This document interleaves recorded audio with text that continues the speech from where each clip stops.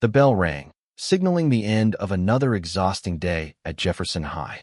Jamal gathered his books, his mind still buzzing from the final exam he'd just completed. He had always been a strong student, but this exam had felt different. Something about it clicked. The questions seemed easy, even though they were supposed to be the hardest of the semester. As Jamal slipped his textbook into his bag, he could feel the weight of the eyes on him. He was used to it by now. Being one of the few black students in an advanced class meant you were always under scrutiny. But today, something felt off. "Jamal," a voice called. It was Mr. Collins, his history teacher, standing by the door with a stern look on his face. "Yes, Mr. Collins," Jamal replied, trying to keep his voice steady. "I need to speak with you for a moment," Mr. Collins said, his tone cold and authoritative. The room seemed to freeze. Jamal had no idea what was coming. The other students filed out, whispering among themselves. Jamal had a feeling they were already talking about him. The rumors, the judgment, the unspoken expectations. He was used to it. But today, the look on Mr. Collins' face told him this wasn't going to be a typical conversation. "Sit," Mr. Collins commanded, pointing to the desk at the front of the room. Jamal obeyed, his heart racing. "Your exam," Mr. Collins began, his voice sharp, "is concerning." Jamal blinked. "What do you mean?" "You scored a perfect 100, Mr. Collins said, his eyes narrowing. "That's highly unusual. We both know that the level of the questions on that exam is not something most students can just breeze through." Jamal shifted in his seat. "I studied hard for it, Mr. Collins. I didn't cheat." Mr. Collins gave him a tight-lipped smile, almost like a smirk. "I'm not accusing you of anything yet, Jamal, but this performance, it raises questions. Questions that need to be answered." Jamal could feel his stomach tighten. "I don't understand. Why would you think I cheated?" "Let's just say," Mr. Collins continued, "I've seen this before. Students of your background often struggle to achieve such high marks without outside help. I've spoken to your classmates, and there are whispers, rumors that your score doesn't add up." Jamal felt a flush of anger rise in his chest. "Are you serious? Just because I'm black, you think I can't be smart enough to get a perfect score?" Mr. Collins' eyes flickered for a moment, but he didn't back down. "I didn't say that, Jamal. But I do think it's important that we investigate this further." Jamal stood up, fists clenched. "I didn't cheat, Mr. Collins. You can ask anyone who sat around me during the test. I did it on my own." But Mr. Collins wasn't listening. He picked up a piece of paper from his desk, writing something down. "I'll be reporting this to the principal. We'll have to run a full investigation." Jamal's heart sank. "You're going to accuse me of cheating?" "I'm not accusing you," Mr. Collins replied, his voice firm. "But I am saying we need to verify your exam. It's standard procedure when something like this happens." Jamal shook his head in disbelief. "This isn't standard procedure. This is you targeting me because you don't think I belong in this class. It's because I'm black, isn't it?" Mr. Collins looked taken aback by the accusation, but only for a moment. He adjusted his glasses, clearly trying to maintain his composure. "It has nothing to do with your race. This is about integrity, Jamal. Don't make this into something it isn't." But Jamal couldn't ignore the pit in his stomach. He could feel it in his bones. This wasn't about integrity. This was about the bias that had been hovering over him since the moment he walked into Jefferson High. Jamal had always been one of the top students, but no matter how hard he worked, it was never enough to silence the whispers behind his back. And now this. He glanced at Mr. Collins, his voice steady but filled with quiet defiance. "You're making a mistake." Mr. Collins didn't respond. He simply stood up, signaling that the conversation was over. "I'll let you know what the principal decides," he said, his tone dismissive. Jamal walked out of the classroom, his mind racing. He felt like everyone in the hallway was watching him, judging him. He walked quickly, his thoughts swirling. How could Mr. Collins do this to him? Why would he target him like this? Jamal had always worked hard to prove himself, but nothing he did seemed to be enough. As he reached his locker, he saw Malik, his best friend, waiting for him. "Yo, man, what happened in there?" Malik asked, noticing the stormy expression on Jamal's face. "They accused me of cheating," Jamal said, his voice barely above a whisper. Malik raised an eyebrow. "What? You? Man, that's crazy." "I didn't cheat, Malik. But they're going to investigate my score," Jamal replied, frustration evident in his voice. "Mr. Collins doesn't think I belong in this class. He thinks I'm not smart enough." Malik's face darkened. "That's some messed up stuff, bro. You know you didn't cheat, right? Of course I know, Jamal said, his fist clenched again. But that's not the point. It doesn't matter what I know. It's what they think they know. As Jamal walked home that day, his mind raced. He had worked so hard to prove everyone wrong, to show that he belonged here, that he wasn't just another statistic. But now, it felt like everything he had achieved was being torn down by a single accusation, a single moment of doubt. And as he entered his house, Jamal knew he wasn't just fighting for his reputation anymore. He was fighting against something much bigger, a system that refused to believe in him, no matter how hard he worked. The next day at school, Jamal couldn't shake the feeling of being watched. Everywhere he turned, there were whispers, stares, and sideways glances. His perfect score had turned him into a target. It was as though his academic success was too much for some people to accept. But it wasn't just the students, it was the teachers too. As he made his way to the hallway, he saw Mr. Collins standing by the door of his classroom, clipboard in hand. Jamal's stomach twisted, but he walked past, head held high. He wasn't going to let the teacher see him sweat. "Jamal," Mr. Collins called out, his voice cutting through the noise of the hallway. Jamal paused, his breath catching. He turned slowly to face the teacher, who was now flanked by the principal, Mr. Harris, a tall, thin man with a pinched expression. The two of them stared at Jamal as if they were about to deliver a verdict. "Mr. Harris," Jamal said, trying to keep his tone polite despite the anger bubbling up inside him. "Jamal, I've been informed of your situation," Mr. Harris said, his tone businesslike. "We're going to start an official review of your exam results, and we need to ask you a few questions." Jamal's heart raced. "I've already told you, I didn't cheat." Mr. Collins nodded, as if taking mental notes. "We're just following procedures," he said in a way that felt dismissive. "You'll be asked to come in after school for further questioning. We'll also need to talk to some of your classmates." Jamal's jaw clenched. "Classmates? What does that have to do with anything? We need to know if anyone witnessed you having any assistance during the test," Mr. Collins said. His words hung in the air like a thick fog. Jamal fought to keep his voice steady. "I don't need help. I did it on my own." Of course, Mr. Harris interjected quickly, trying to diffuse the tension. "But, as I said, we're just doing our due diligence. I'm sure you understand." "I understand perfectly," Jamal said through gritted teeth. "You're accusing me of something I didn't do." The principal's face softened ever so slightly. "I'm not accusing you, Jamal. I'm just making sure everything is in order." Jamal could hear the emptiness in those words, the lack of genuine belief. He nodded stiffly, not trusting himself to speak. "See you after school," Mr. Collins said, his voice barely above a whisper. Jamal walked away, his feet heavy as they carried him down the hall. He could feel the weight of the eyes on him again. This time, it wasn't just the students. Teachers were talking behind closed doors, spreading rumors, planting seeds of doubt. How could anyone believe him when even the adults didn't? "Hey, man," Malik called out from the locker bay, snapping Jamal out of his thoughts. Jamal turned to face his best friend, who was leaning against a locker with a concerned look on his face. "You good?" Malik asked, his eyes searching Jamal's face for signs of what was really going on. "Yeah, I'm fine," Jamal lied, but Malik wasn't buying it.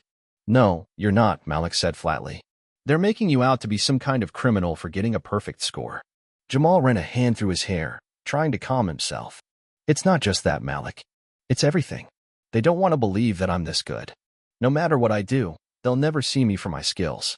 They'll always see me for the color of my skin." Malik frowned, stepping closer. "But you know you didn't do anything wrong, right?" "Of course I know," Jamal said, his voice rising slightly. "But no one else cares. They're going to keep digging and questioning me, and in the end, they'll find some way to make it my fault. I've worked my whole life to get here, and now it feels like it's all going to be ripped away over a stupid accusation." Malik put a hand on his shoulder. "I got your back, bro. We all do. You're not alone in this." "Thanks," Jamal muttered, his anger fading but the worry still gnawing at him. "But I don't know how to prove it, Malik. What if no one believes me? What if they just see what they want to see?" "You don't need to prove anything to them," Malik said. "You know the truth, and I know the truth. That's all that matters." Jamal wanted to believe that, but he wasn't so sure anymore. After school, Jamal reluctantly made his way to the principal's office. The door to the small conference room was open, and he could see Mr. Collins already sitting at the table, along with a few other staff members. Jamal's stomach churned as he stepped inside. "Ah, Jamal," Mr. Collins said, motioning to the seat across from him. "Please, have a seat." Jamal sat, the silence in the room thick with tension. The principal was there, but he didn't say a word. Instead, he let Mr. Collins lead the conversation. "I'm sure you're aware that the investigation into your exam score is serious," Mr. Collins began, folding his hands. "We need to ask you a few questions. These are standard procedures when there are concerns about cheating." Jamal kept his gaze steady. "I didn't cheat. What else is there to ask?" Mr. Collins' lips curled into a thin smile. "We'll see about that." Jamal knew then that the real investigation wasn't about the test, it was about him. And he wasn't sure how long he could keep fighting before everything fell apart. The following days dragged on, each one heavier than the last. Jamal could barely focus on his classes. His mind kept circling back to the investigation. Every word Mr. Collins said, every questioning look from his classmates, it all felt like a storm, always looming over him. His heart raced every time he passed Mr. Collins in the hallway, or when the principal's office door was just a little too wide open, as if they were waiting for him to slip up. But the worst part? The worst part was knowing that even the people who had once called him a friend were starting to question him. The whispers were louder now. Was Jamal really as perfect as his scores suggested?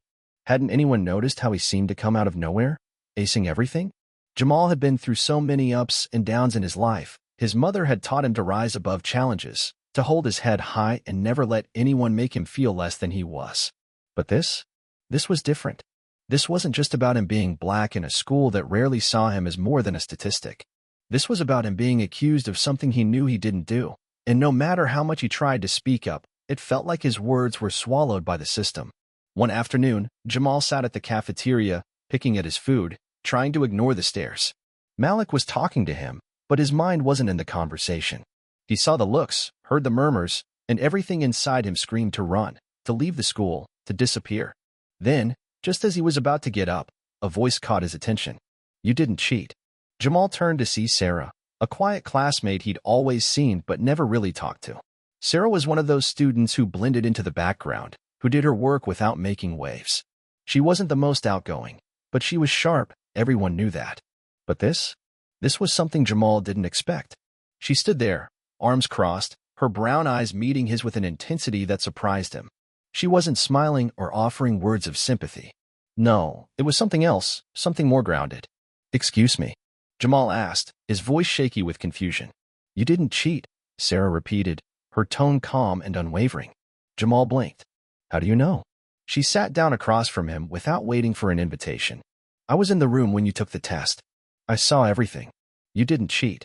You were the only one in that room who didn't have any distractions, no notes, no help. Just you, the paper, and the clock. You did it on your own." Jamal's heart skipped a beat. "Then why didn't you say anything sooner?" "I didn't know what to do," Sarah admitted, looking down at the table. "At first, I thought it would blow over. But when they started accusing you, I couldn't stay quiet anymore. I knew it wasn't right." Jamal was stunned. He had never really talked to Sarah, and now here she was, standing up for him. The room suddenly felt a little less suffocating. "But they're making it seem like I'm guilty, Sarah. Mr. Collins, the principal, they're not listening to me. And everyone else?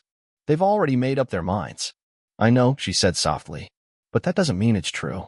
I know the truth, Jamal. I saw it with my own eyes." Jamal leaned back in his chair, trying to process everything. For a moment, he just sat there in silence. He wasn't used to people sticking their necks out for him, not like this. Most people either ignored the issue or shrugged it off, thinking it was just the way things were. But Sarah was different. She saw something that nobody else seemed to want to see. And now, she was offering him a lifeline. "Why did you wait so long?" Jamal asked, his voice tinged with curiosity.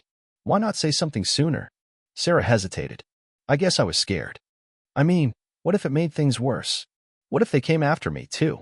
It's not like people really care about what happens to a girl like me.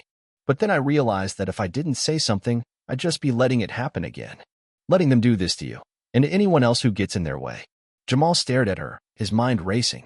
He'd always known Sarah was smart. But this was different. This was courage. "Thank you," Jamal finally said, his voice a little hoarse. Sarah smiled, though it was small, like a quiet promise. "You don't have to thank me. This isn't about us, Jamal. This is about what's right." The next day, Sarah kept her word. She went to the principal's office and told Mr. Harris everything, how she had witnessed Jamal during the exam, how she had seen him working independently. She spoke with authority, refusing to back down. It wasn't easy. Mr. Harris was skeptical at first, trying to downplay her testimony, but Sarah held firm. And after a tense meeting, he agreed to include her statement in the investigation. By the time Jamal found out, he could feel a shift, small but undeniable. The school, the teachers, even the students who had been gossiping, everyone was starting to pay attention to Sarah's account. For the first time since the investigation began, Jamal felt like the tide was turning, just a little bit. But that didn't mean he was safe. The investigation wasn't over, and Mr. Collins wasn't going to back down without a fight. As Jamal walked home that afternoon, the weight of the situation settled in his chest. He had Sarah on his side, but was that enough? What if they still didn't believe him? What if he was just another case of the system working against him? When Jamal reached his front door, his mother was sitting on the couch, her face unreadable as she looked up from her paperwork. "What's going on, Jamal?" she asked, her voice soft but firm. Jamal let out a deep breath. "Sarah spoke up for me. She told them I didn't cheat." His mother's eyebrows rose slightly. "And what did they say?" "They're going to include her testimony in the investigation," Jamal said, sinking onto the couch beside her. "But I don't know, Mom. What if it's not enough?" His mother placed a hand on his shoulder, her touch warm and steady. "It's enough that people are finally starting to listen. But this isn't just about proving them wrong, Jamal. It's about you proving to yourself that you don't need anyone's approval. You've got your own truth, and no one can take that from you." Jamal looked at her, her words sinking deep into his heart. "You're right, Mom. But it feels like this fight's just beginning."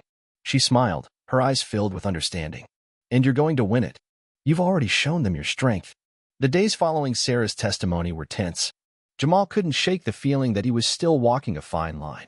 While the principal, Mr. Harris, seemed to be taking Sarah's statement seriously, the shadows of doubt still loomed. Mr. Collins hadn't said a word directly to him since the investigation began, but Jamal could feel the teacher's presence hovering over him, like a storm cloud waiting to burst. Every step Jamal took seemed to echo in the silence of the school, as if everyone was waiting for the other shoe to drop. It wasn't just the students anymore. Even some of the teachers gave him wary looks as they passed in the halls, their faces revealing nothing, but their eyes telling a different story. Jamal wasn't just a student anymore. He was the subject of scrutiny, the subject of suspicion. Then, one afternoon, after a particularly grueling math class, Jamal found himself at his locker when he overheard a conversation. He froze. The voices were familiar. It was Mr. Collins speaking with Ms. Andrews, the chemistry teacher. "This is getting out of hand," Mr. Collins was saying, his voice low but sharp. "The kid is lying. We can't just let him get away with this.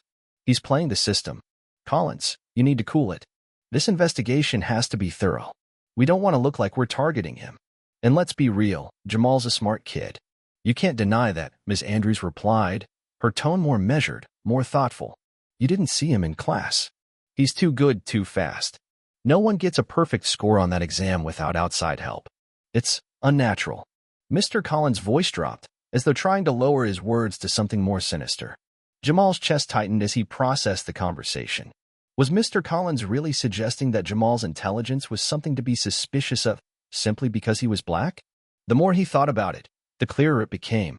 It wasn't about the exam. It was about Jamal.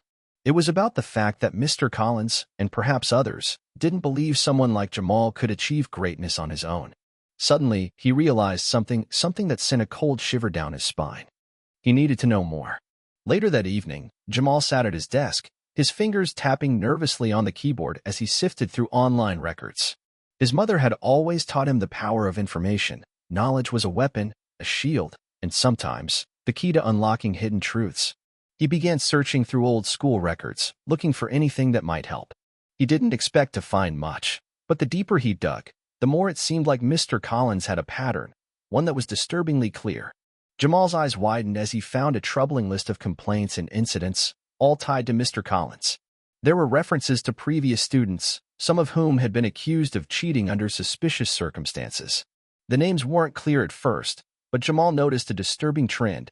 The accusations often involved students of color. It was as if Mr. Collins had a history of targeting students like him, students who stood out, students who excelled. As Jamal clicked through more pages, his heart pounded in his chest. He found something that made him stop cold. There was a record from a few years back, a formal complaint filed by a student's parent, alleging that Mr. Collins had accused their child of cheating on an exam without proper evidence. The student in question had been a young Latino boy, and the investigation had quietly been swept under the rug, with no charges ever filed against Mr. Collins. The names had been redacted, but the details were strikingly familiar. Jamal sat back, feeling the weight of the information in his hands. Mr. Collins wasn't just targeting him. This was a pattern, a dangerous one. His mind raced as he realized what he had to do next. He couldn't just clear his name. He needed to expose Mr. Collins for what he was. The next day, Jamal approached his mother with the findings. He didn't know how to explain what he had uncovered, but he knew she'd understand. "Mom, I found something," he said, his voice low with urgency. "Something big." His mother, who had been sitting at the kitchen table with a stack of legal papers in front of her, looked up. "What is it, Jamal?" "I think Mr. Collins has done this before. He's been accusing other students of cheating students of color. And it always ends up the same way. The investigations just go nowhere, and he gets away with it." His mother's expression darkened as she listened to him explain everything he had found. She didn't interrupt, but Jamal could see her thinking, processing the information. "This is serious, Jamal," she said finally, her voice steady but full of concern. "We need to be careful. If we go public with this, it's going to stir up a lot of trouble. But if you're right, this could be bigger than just your case." Jamal nodded, feeling the weight of the decision settle on his shoulders. "I know, but I can't let him get away with this anymore. It's not just about me. It's about every student he's targeted." His mother stood up and placed a hand on his shoulder. "Then we'll make sure this doesn't go unnoticed. We'll find the right way to make it count." The next day, Jamal walked into school with a new sense of purpose. He had his mother's support, and now he needed to make sure he did everything the right way. He wasn't just fighting for himself anymore. He was fighting for anyone who had been wronged by Mr. Collins, and he was ready to stand up for it. But he wasn't alone. Sarah had agreed to help him dig deeper into the teacher's past, and Malik was by his side, offering support and encouragement. As Jamal sat in the principal's office, he couldn't help but feel the weight of the coming storm. Mr. Collins walked in, his usual smug demeanor now replaced by a faint look of uncertainty. "We found something, Mr. Collins," Jamal said, his voice steady and unwavering. Mr. Collins looked at him, his eyes narrowing, clearly not expecting this. "What are you talking about?" Jamal placed a stack of papers on the principal's desk. "You've done this before. You've targeted students of color, and it's time for you to face the consequences." The room fell into an eerie silence. Mr. Collins stood there, his face turning pale, but Jamal could see the anger flickering behind his eyes. He had been caught. And this time, Jamal wasn't going to back down. The following morning, the atmosphere at Jefferson High was thick with tension. Word had spread like wildfire about the investigation into Mr. Collins, and Jamal knew that today would be pivotal. He could feel the weight of every student's gaze on him as he walked down the hall. Some whispered, some stared, but Jamal kept his head high, trying to ignore the discomfort that gnawed at him. This was bigger than the stares. This was about justice. It wasn't long before Jamal received an email from Mr. Harris, the principal, asking him to come to his office. Jamal's stomach tightened. He hadn't been called to the principal's office since the start of the investigation. He knew it meant the stakes were rising. He stood outside the office door, taking a deep breath before knocking. "Come in," Mr. Harris called from inside. Jamal pushed the door open, stepping into the small office where the principal sat behind his desk, eyes fixed on a pile of papers. Across from him stood Mr. Collins, his face red, a scowl etched deeply into his features. "Jamal, come in. Please, have a seat," Mr. Harris said, motioning to the chair next to him. Jamal sat down, trying to remain calm despite the knot in his stomach. Mr. Collins didn't meet his eyes. Instead, he seemed preoccupied with the papers in front of him, tapping his pen against the desk impatiently. "I imagine you're wondering why we've called you in today," Mr. Harris began, his tone neutral. "I've reviewed all the evidence we've gathered so far. We've spoken to several students, including Sarah, and examined the records Jamal brought to our attention. And we've found discrepancies." Mr. Collins shifted in his seat, his expression hardening. "Discrepancies?" His voice was sharp, laced with frustration. "This is ridiculous. This student's claims, his accusations, are based on lies." Mr. Harris ignored the interruption. "Jamal has presented us with serious concerns, Mr. Collins. Concerns that go beyond his own case. It seems this isn't the first time there have been issues surrounding accusations of cheating against students of color." Jamal could feel the air thicken as the principal's words sank in. He had finally exposed Mr. Collins for what he was. But this was just the beginning. Are you accusing me of targeting students based on their race?" Mr. Collins spat, his voice rising with indignation. "We're not accusing you, Mr. Collins. We're investigating the pattern of behavior," Mr. Harris replied calmly. "I'm afraid the school board will need to review this further. As of now, we're suspending you pending an official review." The silence in the room was suffocating. Jamal looked at Mr. Collins, his once confident demeanor now replaced with a palpable rage. Mr. Collins stood up abruptly, his chair scraping against the floor. "This is absurd," he shouted, his face flushing with anger. "This is nothing but a smear campaign. You can't just ruin my career over one student's allegations." "You're the one who made this choice, Mr. Collins," Mr. Harris said firmly. "You'll have a chance to explain yourself, but for now, you're suspended. Please leave my office." Mr. Collins' eyes locked onto Jamal's, and for a moment, it felt like the entire room was charged with tension. But Jamal didn't flinch. He met Mr. Collins' glare head-on, feeling a sense of calm wash over him. This was the moment of truth. The truth was now in the open, and nothing could take that away from him. With a final, furious glance at the principal, Mr. Collins turned and stormed out of the office, slamming the door behind him. Jamal let out a breath he hadn't realized he was holding. "You did it," Malik said, grinning as he leaned against the doorframe, having slipped inside just moments after Mr. Collins left. "You really did it." Jamal smiled back, but it didn't quite reach his eyes. The battle wasn't over. "Not yet. I didn't do it alone," Jamal said quietly. "Sarah, my mom, they all helped. But we're not done. Not until Mr. Collins is held accountable for everything he's done." The next week was a whirlwind.